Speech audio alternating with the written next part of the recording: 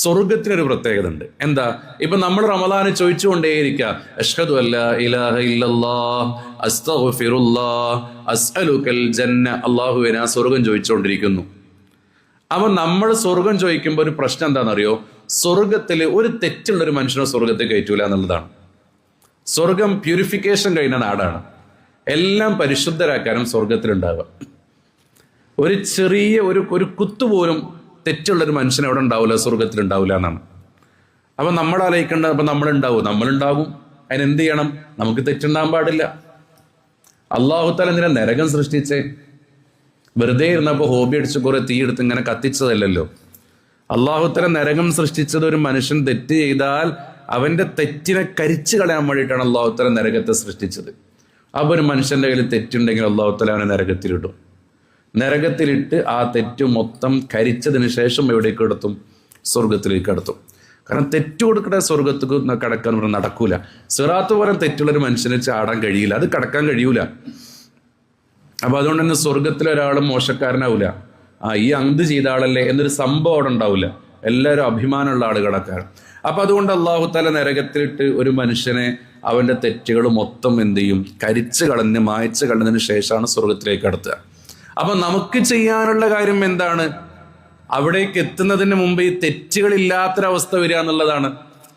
മരിക്കുന്നതിന് മുമ്പ് നസൂഹായ തൗബ ചെയ്യാൻ പറ്റിയ തെറ്റുകളില്ലാത്തൊരു യാത്രയുമായിട്ട് അള്ളാഹുവിനെ കണ്ടുമുട്ടുക.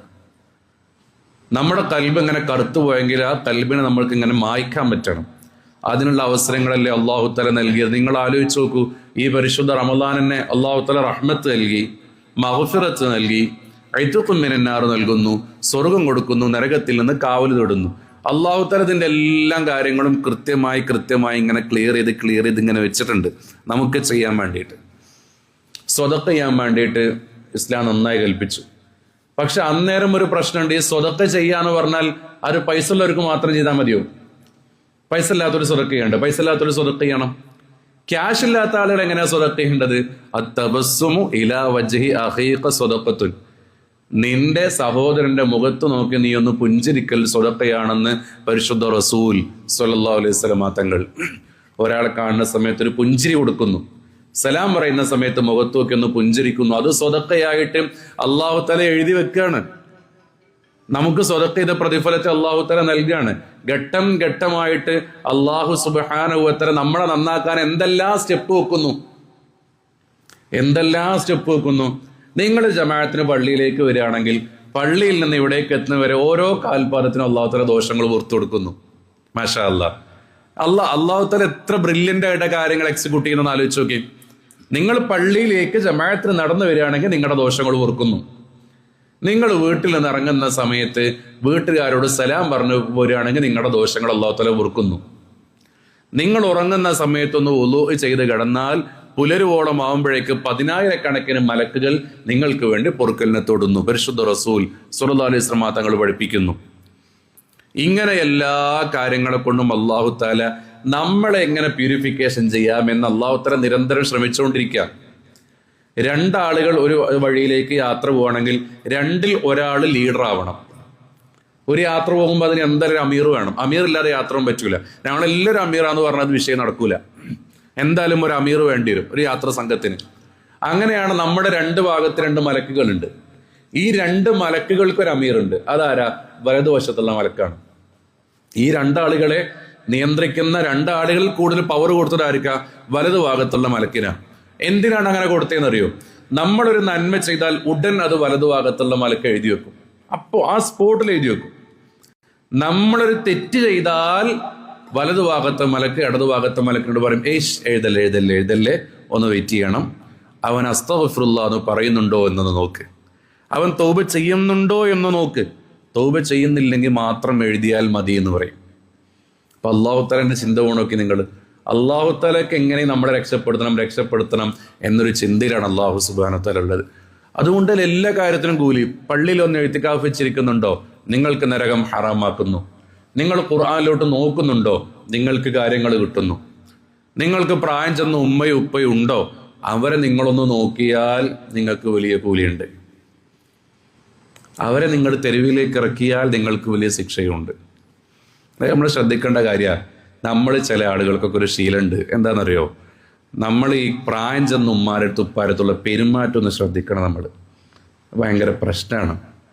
ചില ആളുകൾ മക്കളോട് ചിരിക്കും, ഭാര്യയോട് ചിരിക്കും, ഉമ്മാനോട് ഉപ്പാനോട് ചിരിക്കൂല. എന്താ മോനെ വൈകി? അത് വേറെ പരിപാടി ഉണ്ടായിരുന്നു. എന്തൊക്കെ നിങ്ങൾ വൈകി ഭാര്യ ചോദിച്ചാൽ അത് മോളെ എന്ന് അവിടെ തിരക്ക്, അങ്ങനെ അത് മറുപടി. എന്താ ഉപ്പ വൈകി? അപ്പൊ ഉപ്പാക്ക് മക്കളെടുത്ത് അത് ഉപ്പ എന്നും നേരത്തെ വരാൻ പറ്റുമോ? ഉപ്പാക്ക് ജോലി തിരക്കല്ലേ? ഇതേ ചോദ്യം ഉമ്മയോ ഉപ്പയോ ചോദിച്ചാൽ അത് പരിപാടി ഉണ്ടാകുന്ന കഴിഞ്ഞു. അങ്ങനെയൊന്നുമല്ല. ഒരു ചെറിയൊരു കളങ്കം കൊണ്ട് പോലും ഉമ്മാൻ്റെ ഉപ്പാൻ്റെയും കൽബ് വേദനിപ്പിക്കരുത്. അതുകൊണ്ടൊന്നും മെച്ചപ്പെടാൻ പോകണില്ല, അതുകൊണ്ടൊന്നും നമ്മൾ നന്നാൻ പോകണില്ല. അപ്പൊ പ്രായം ചെല്ലിനനുസരിച്ച് ഉമ്മാനും ഉപ്പാനും നമ്മളിങ്ങനെ മാറ്റി നിർത്തുന്ന രീതി ഒന്നും ഉണ്ടാകാൻ പാടില്ല. ഭാര്യയും മക്കളും കൂട്ടിയിട്ട് നമ്മൾ വീട് വിട്ടു പോവുകയാണെങ്കിൽ പെട്ടെന്ന് വണ്ടി എടുത്ത് പോവുക, ഉമ്മാടെ അടുത്ത് പറയാതെ പോവുക ചെയ്യരുത്. ആ സമയത്ത് ഉമ്മാടെ അടുത്ത് പറയണം, ഉമ്മ ഞങ്ങളിങ്ങനെ പോവാണ്, ഉമ്മ പോരുന്നുണ്ടോ? ഇല്ല ഞാൻ പോരുന്നില്ല. ഞാൻ ഉമ്മ പോരുന്നുണ്ടോ പറഞ്ഞാൽ നമ്മൾ അഡ്ജസ്റ്റ് ചെയ്യാൻ പഠിക്കണം, ഉമ്മാനെ കയറ്റാൻ പഠിക്കണം. ഇത് നമ്മൾ ചോദിക്കൂല. എങ്ങാനും ഉമ്മ പോന്നാലോ, എങ്ങാനും ഉപ്പ വണ്ടി കയറിയാലും നേരെ നമ്മൾ ചോദിക്കൂല. ഞങ്ങളിങ്ങനെ പോവുകയാണ്, അപ്പോൾ പോയി വരുന്നുണ്ട്, അപ്പോൾ കുഴപ്പമില്ലല്ലോ ഉമ്മ? ഇല്ല കുഴപ്പമില്ല, ഞങ്ങൾ പോവുകയാണ്. അങ്ങനെ പോയി വരിക. ഇനി അങ്ങനെ നമ്മൾ പോവുകയാണെങ്കിൽ ഒരു ദിവസം ഉമ്മാനെ കൂട്ടി കാറ് കയറ്റും പോവാം, അല്ലെങ്കിൽ ഉപ്പാനെ കൂട്ടി കാറ് കയറ്റി പോവാം എന്ന് പറഞ്ഞ ഒന്നുമില്ല. നമ്മൾ ആ എരുമപ്പെട്ടി അങ്ങാടി പോയിട്ട് ഒരു 10 രൂപയുടെ ഗ്ലാസ് ചായ മേടിച്ചു കൊടുത്താൽ മതി. അതായിരിക്കും വലിയ സന്തോഷമായിരിക്കും. അതില്ലാതാവുമ്പോഴാണ് അത് മനസ്സിലാവുള്ളൂ. ഉമ്മയും ഉപ്പയും ഇല്ലാണ്ടാവുന്ന സമയത്ത് മനസ്സിലാവുള്ളൂ. മലയാളത്തിൻ്റെ ഒരു പ്രിയപ്പെട്ട എഴുത്തുകാരി കമലാസുരി ഉണ്ടായിരുന്നു. കമലാസുരി ഒരിക്കൽ പറഞ്ഞ്, മരണപ്പെട്ടതിന് ശേഷം എൻ്റെ ഖബറിൻ്റെ മുകളിലുള്ള റോസാപ്പൂക്കളല്ല എനിക്ക് വേണ്ടത്, ജീവിതകാലത്താണ് എനിക്കത് വേണ്ടത്. ജീവിച്ചിരിക്കുന്ന കാലത്ത് നമുക്കൊന്നും ഉമ്മാനും ഉപ്പാനും നോക്കാൻ പറ്റൂല. അപ്പം നമുക്ക് ഭയങ്കര തിരക്കാ. നമുക്ക് ആ ജോലി, ഇവിടെ ജോലി, അവിടെ ബിസിനസ്, ഇവിടെ ആ ഇടപാടുകൾ ഫുള്ള് തിരക്കാം. ഉമ്മയും ഉപ്പയും മരിച്ചു എന്ന് കണ്ടാൽ പിന്നെ നമ്മൾ വന്ന് നെന്നത്തടിച്ച് ഇങ്ങനെ കരയും. എന്ത് കിട്ടി? ആ ഉമ്മാക്കും ഉപ്പാക്കും എന്ത് കിട്ടി? ഒന്നും കിട്ടി. നിനക്ക് എന്ത് കിട്ടി? എനിക്കൊന്നും കിട്ടിയില്ല. എന്നിട്ട് അവസാന സമയത്തുണ്ട് ഉമ്മാനെ ഉപ്പാനെ വീട്ടിൽ നിന്ന് എടുക്കുമ്പോൾ ഒരു ഉമ്മ കൊടുക്കാൻ ഒരു നിലവിളിയുണ്ട് നമ്മുടെ അവസാന സമയത്ത്. അല്ലാത്തൊരു നിലവിളിയാണത്. എന്തേ അത്ര കാലം ഉമ്മ കൊടുക്കാന്ന്? ജീവിച്ചിരിക്കുന്ന കാലത്ത് ഉമ്മാക്കും ഉപ്പാക്കും എന്തൊരു ഉമ്മ കൊടുക്കാന്ന്? എന്നിട്ട് അവസാനം മരിക്കുന്ന സമയത്ത് ആ ഉമ്മ കൊടുക്കുന്നത് എന്തിനാണ്? ആ ഉമ്മാക്ക് അത് കിട്ടുന്നുണ്ടോ? അത് ജീവിച്ചിരിക്കുന്ന കാലത്ത് ഒരു വർഷത്തിലൊന്ന് കൊടുത്തിരുന്നെങ്കിൽ എത്ര നന്നായിരുന്നു. അപ്പം അതുകൊണ്ട് ജീവിച്ചിരിക്കുന്ന കാലത്ത് കൊടുക്കേണ്ട പരിഗണനകൾ ആ കാലത്ത് തന്നെ കൊടുക്കണം. അത് പിന്നത്തെ ഒരു കാലത്തേക്ക് കൊടുക്കാനുള്ള കാര്യമൊന്നുമല്ല. ഉമ്മല്ലാത്ത വീടിനെ കുറിച്ച് ഉമ്മല്ലാത്ത ഒരുപാട് ആളുകളുണ്ട്. അള്ളാഹു തആല ഖബർ സന്തോഷമായി കൊടുക്കട്ടെ. അള്ളാഹു തആല അവരുടെ ഖബർ വലിയ സ്വർഗ്ഗമാക്കി കൊടുക്കുമാറാകട്ടെ. ജീവിച്ചിരിക്കുന്ന ഉമ്മമാർക്ക് ഉപ്പമാർക്ക് അള്ളാഹു തആല ആഫിയത്തുള്ള ദീർഘായുസ്സ് കൊടുക്കട്ടെ. ആ വിളക്കുകൾ അണഞ്ഞാൽ പ്രശ്നമാണ്. അവിടെയാണ് പരിശുദ്ധ ഇസ്ലാം പറയുന്നത് ഉമ്മാന്റെ കാൽ കീഴിൽ സ്വർഗ്ഗമുണ്ട് മോനെ. എന്താ ഉമ്മാന്റെ കാൽ കീഴിൽ സ്വർഗ്ഗമുണ്ടെന്ന് പറഞ്ഞാൽ അതിൻ്റെ അർത്ഥം എന്താ? ഉമ്മാന്റെ കാലിലോട്ട് പോയി ഇങ്ങനെ ഇരിക്കുക എന്നാണോ? അല്ല, ഉമ്മാന്റെ തൃപ്തിയിൽ സ്വർഗ്ഗമുണ്ട് എന്നുള്ളതാണ്.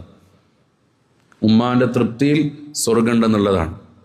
ഞാൻ മുന്നേ പറഞ്ഞിട്ടുണ്ട്, ഒരു മനുഷ്യൻ മാസങ്ങളോളം ഒരു ഉമ്മയെ കൊട്ടയിൽ ചുമന്നുകൊണ്ട് ഉംറക്ക് വന്നു. കൊട്ടയിൽ ചുമന്നുകൊണ്ട് ഉംറക്ക് വന്നു. ആ ഉംറക്ക് വന്നിട്ട് ഉമർ തങ്ങളോട് തന്നെ ചോദിക്കുന്ന തോന്നുന്നുണ്ട്, അതോ അബ്ദുല്ലാഹി ഇബ്നു ഉമർ തങ്ങളോടോ ചോദിക്കുന്നുണ്ട്. എന്താ ചോദിക്കുന്നത്? എൻ്റെ ഉമ്മാനോടുള്ള ബാധ്യത എനിക്ക് തീർന്നെന്ന് ചോദിക്കുന്നുണ്ട്. കൊട്ടയിൽ ഇങ്ങനെ ചുമന്നു വന്നതുകൊണ്ടേ. ആ സമയത്ത് മഹാനവറുകളുടെ മറുപടി, നിന്നെ പ്രസവിച്ച സമയത്ത് നിന്റെ ഉമ്മ വേദന കൊണ്ട് നിരങ്ങിയ എന്ന് പറയുന്നൊരു സൗണ്ട് ഉണ്ടല്ലോ, അവിടേക്ക് പോലും നീ ഇപ്പം ചെയ്തെത്തിയിട്ടില്ല എന്നാണ് മഹാനവറുകളുടെ മറുപടി. അപ്പം അള്ളാഹു തആല നമ്മുടെ ഉമ്മാരെ നമുക്ക് വെച്ചത് നിഅ്മത്തായിട്ടാണ്.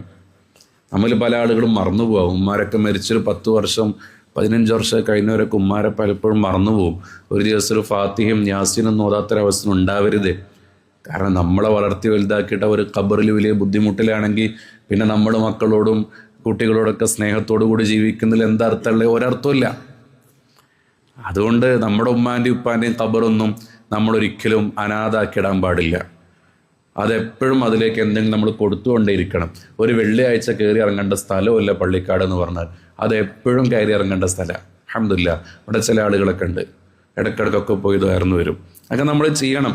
പോകുന്ന സമയത്ത് മക്കളെ കൂട്ടി പോകണം. മുന്നേ ഞാൻ ആ വിഷയങ്ങളൊക്കെ പറഞ്ഞതുകൊണ്ട് ഞാൻ അതിലേക്ക് കൂടുതൽ കടക്കുന്നില്ല. അഥവാ ദോഷമുള്ള ഒരു കാരണം കൊണ്ട് നമ്മൾ സ്വർഗത്തിലേക്ക് എത്തൂല.